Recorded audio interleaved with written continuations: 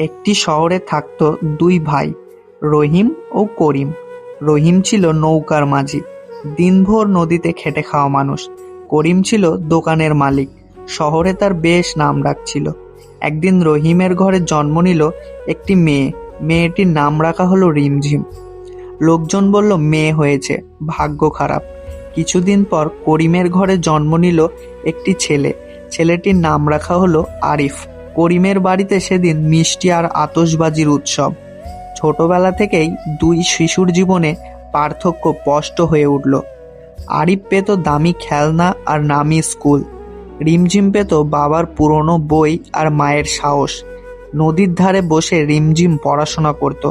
লোকজন হাসতো আর বলতো মাঝির মেয়ে, পড়াশোনা করে কি হবে। সময়ের সাথে সাথে আরিফ ভুল পথে পা বাড়ালো। রিমঝিম স্কলারশিপ পেয়ে শহরের বাইরে পড়তে গেল। বছর কয়েক পর শহরে ফিরল একটি সরকারি গাড়ি। গাড়ি থেকে নামলেন ইঞ্জিনিয়ার রিমঝিম রহমান। যে মেয়েটিকে একদিন তুচ্ছ করা হয়েছিল সেই আজ শহরের ভরসা।